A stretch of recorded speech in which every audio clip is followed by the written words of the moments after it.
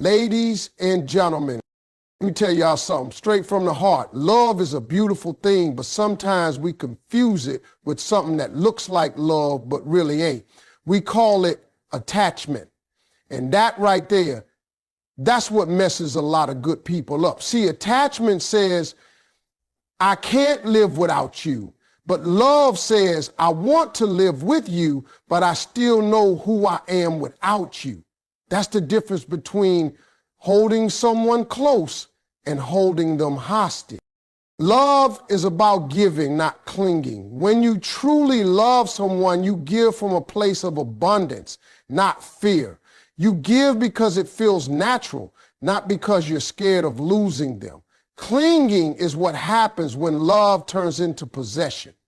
When you start believing that the other person completes you instead of complimenting you. That's not love, that's dependency. When you cling, you create pressure. You start expecting the other person to constantly feel your emotional needs, to reassure you, to make you feel secure. But love doesn't work that way. The moment love turns into a demand, it stops being love and becomes control. Giving love, real love, means offering what's inside of you without expecting anything in return. It's about letting someone feel safe, seen, and valued, but still letting them be free. See, love is like sunlight. It shines freely. You can't grab sunlight and stuff it in a jar because the moment you do, you lose it. The same goes for people. You can't hold them too tight and expect love to breathe. When you cling, it's like you're suffocating the very thing you want to keep alive. The tighter you hold, the more you push them away. Giving, on the other hand, creates space for love to flow. It's not about giving things. It's about giving peace, trust, and understanding. It's saying, I see you for who you are. And I'm not here to own you. I'm here to walk beside you. That kind of giving builds love that lasts because it's built on respect, not fear. When you give love freely, you stop keeping score. You're not saying, I did this for you, so you owe me that. You love because it's who you are, not because you're trying to earn approval. And when both people give like that, something powerful happens. Love becomes effortless. It doesn't need to be forced or proved. It just is. But when one person starts clinging, love becomes heavy. You start worrying more about being loved than about loving. That's what jealousy creeps in, when insecurity takes over, when arguments start from nothing. Because clinging isn't about love. It's about fear of being alone. Real love doesn't come from fear, it comes from fullness. When you love yourself first, you don't need to cling to anyone else to feel whole. You can give love without losing yourself. That's the kind of love that inspires, not drains. People feel that energy. They're drawn to it because it feels safe, not suffocating. And the funny thing is, the moment you stop clinging, love actually becomes stronger because freedom breeds loyalty. When someone knows they can be themselves around you, no manipulation, no guilt, no emotional traps, they naturally want to stay. Giving love instead of clinging to it is the ultimate expression of strength. It means you trust that what's meant for you will stay, not because you held on tight, but because it chose to. That's real love. Attachment is rooted in fear, while love is rooted in freedom. When people get attached, what they're really doing is holding on to something because they're scared to lose it. It's like building a house on quicksand. You keep trying to hold it together, but deep down, you know it could all fall apart any second. That fear of losing someone makes you cling tighter, act out of insecurity, and sometimes even push them away. Love, on the other hand, is built on trust and freedom. It's not afraid of change or distance because it knows that what's real doesn't need to be controlled. Love says, I choose you, not I need you.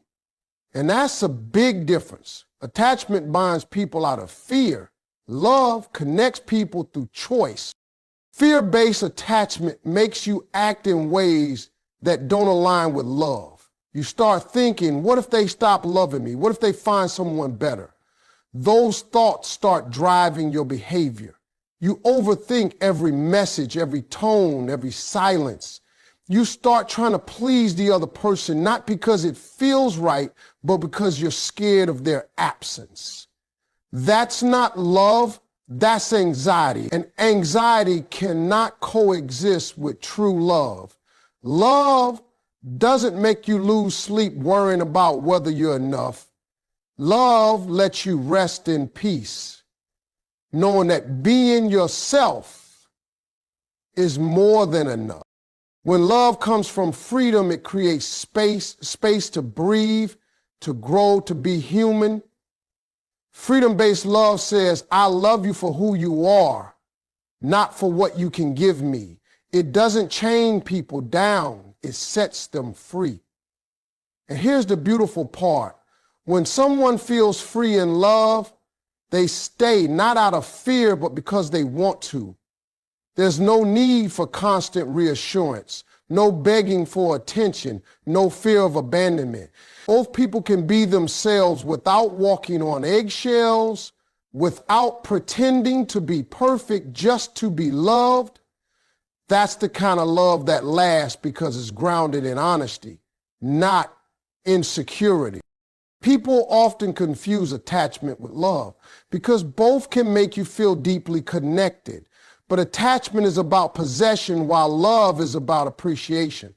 When you're attached, you say, you belong to me. When you love, you say, I'm grateful for you. One traps, the other liberates. Fear says, don't leave me. Love says, even if you go, I'll still wish you well. That kind of love takes maturity, the courage to know that love isn't about ownership. It's about experience. You can love someone deeply without trying to cage them. The truth is, attachment often comes from an empty place inside us. It's a way of trying to fill a void we haven't healed yet. But love comes from a full heart, one that already knows peace within itself. When you choose love over attachment, you're saying, I trust life. I trust myself, and I trust that what's meant for me will stay. That's the power of loving with freedom instead of fear. It's not desperate, it's divine. True love allows both people to grow individually. When love is real, it doesn't demand that one person shrink so the other can shine. It doesn't ask you to give up your dreams, your voice, or your identity just to keep the relationship peaceful. True love is like sunlight and water. It nurtures growth. It helps both souls become better, stronger, wiser versions of themselves. If your love is holding you back from being who you are meant to be, that's not love, that's limitation. Love should make you feel expansive, not small. It should challenge you to rise higher, to evolve, to become more confident in your own skin. Growth in love means you're not the same person you were yesterday, and that's a good thing. When people confuse love with control, growth stops. One partner tries to mold the other into their version of perfect. They start setting unspoken rules how you should talk, dress, behave, or dream. But the moment love becomes controlling, it loses its essence. You can't grow in an environment where you're constantly walking on eggshells, trying to fit into someone else's expectations. Love that's rooted in truth allows both people to be authentic. It says, I accept who you are today, and I'll support who you're becoming tomorrow. That kind of love creates a safe space where growth is not feared, but celebrated. True love doesn't fear change, it embraces it because growth means change. And when both people evolve, the relationship evolves too. You might not always grow at the same pace, and that's okay.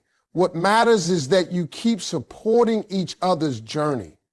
Love is not about always being identical, it's about being aligned. You don't have to share every interest or every opinion, but you should share the same respect for each other's individuality. The moment love starts demanding you to stop being you, it stops being love and becomes control disguised as care. In true love, you find encouragement, not competition. You celebrate each other's wins without jealousy.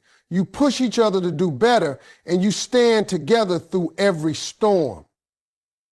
Real love inspires you to chase your purpose, not abandon it. When two people are growing together, the bond becomes unbreakable because it's built on mutual respect. There's nothing more beautiful than a partnership where both souls are evolving side by side. Not because they need each other to survive, but because they choose to thrive together. And here's the truth. When you allow growth in love, you keep the spark alive because growth brings freshness, new experiences, new depth. You keep discovering new things about yourself and your partner. You don't get stuck in routine or fear of change because you both trust the process. Love like that doesn't suffocate. It breathes, it moves, it expands.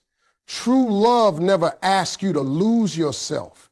It helps you find even more of who you are. That's the kind of love that lasts a lifetime.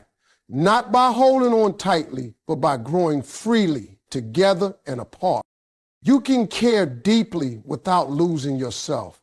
Loving someone doesn't mean you have to forget who you are, what you believe in, or what makes you whole. Too many people think that to prove love, they have to sacrifice everything, their time, their goals, even their peace. But real love doesn't ask you to disappear. It doesn't demand that you put yourself last in every situation. You can care for someone with your whole heart and still keep your boundaries strong. Love becomes unhealthy the moment it turns into self-neglect. You can't pour endlessly from a cup that's empty. The best relationships come from two people who know how to love without abandoning themselves. When you lose yourself in love, you lose balance. You start measuring your happiness by how the other person feels. If they're happy, you're happy. If they're distant, your whole world feels off. That's not love. That's emotional dependency. Love was never meant to take your identity away. It was meant to add meaning to it. The truth is, the more grounded you are in yourself, the more capable you become of loving someone else the right way. Because when you're whole, your love is calm, not chaotic. You don't need to chase attention or beg for reassurance because you already know your worth. Caring deeply doesn't mean giving up your space or your dreams. It means sharing your world, not surrendering it. You can be madly in love and still keep your individuality. You can support your partner's growth while still nurturing your own. That balance is what keeps love alive. Because if one person is always giving and the other is always taking, eventually the relationship starts to feel one-sided. Real love happens when both people are full enough to give without losing themselves in the process. It's not about becoming one person. It's about walking side by side as two strong individuals. When you care deeply, you show up, but you don't chase. You listen, but you don't lose your voice. You compromise, but you don't sacrifice your peace. Love isn't about shrinking yourself to fit into someone else's life. It's about expanding together while still honoring your own soul. Sometimes people think that if they love hard enough, they can fix someone or change them, but that's not your job. You can care, you can support, but you can't carry someone's entire emotional weight on your shoulders. The moment you start losing sleep, losing peace, or losing yourself to keep someone, that's not love anymore. That's pain disguised as devotion. True love doesn't drain you, it refills you. It motivates you to become better, not exhausted. When you know how to love without losing yourself, you show up from a place of power. You love with confidence, not desperation. You bring peace, not pressure. Because at the end of the day, love isn't about giving all of yourself away. It's about sharing your best self with someone who values it. That's how you care deeply and still stay true to who you are. When you stop trying to control love, it becomes real. Control is the silent killer of genuine connection because it comes from fear, not trust. So many people try to control how love unfolds. They want to decide how their partner feels, how they act, what they say, where they go. But love was never meant to be managed like that. Love isn't a contract, it's a flow. When you start trying to control it, you block the very thing that makes love beautiful. It's freedom. You can't force someone to love you a certain way, and you can't make them express affection on your terms. The moment you do that, love starts losing its magic. Real love only thrives in honesty, not in manipulation. Control often comes from insecurity. When you're scared of being hurt or abandoned, you start trying to hold on tighter. You start questioning everything, overanalyzing words and doubting actions. But the truth is, love can't breathe under pressure. When you constantly try to direct how love goes, you stop being present in it. You start worrying about outcomes instead of enjoying moments. Love is meant to be felt, not managed. And the hardest thing to learn in love is letting go of control and trusting the process. Because when you trust, you stop forcing things. You stop trying to make someone prove they care. You start to let love just be. You can't control another person's heart, and you shouldn't want to. Everyone deserves the freedom to love authentically. Real connection happens when two people choose each other freely every day, not when one person is pressured into staying. The beauty of real love is that it's voluntary. It's not born from rules or fear. It's born from choice. When someone chooses to love you without being forced, that love has depth. That's the kind of love that lasts because it's sincere, not coerced. When you stop trying to control love, you give both people room to grow. You start to trust that if something is meant for you, it doesn't have to be chased or manipulated. It will stay naturally. And if it doesn't, that just means it wasn't aligned with your journey. Letting go of control isn't giving up. It's growing up. It's saying, I don't need to manage this. I trust what's real. That kind of peace allows love to breathe. It lets laughter return. It lets affection flow again. And it keeps resentment from taking root. The truth is, control only gives you the illusion of safety, but it actually steals your joy. The more you try to grip love, the faster it slips away. The people who love the best are the ones who love freely. They don't chase, they don't beg, and they don't force. They love with open hands, not closed fists. Because when you stop trying to control love, you finally allow it to become what it was always meant to be: real, honest, and free. The best kind of love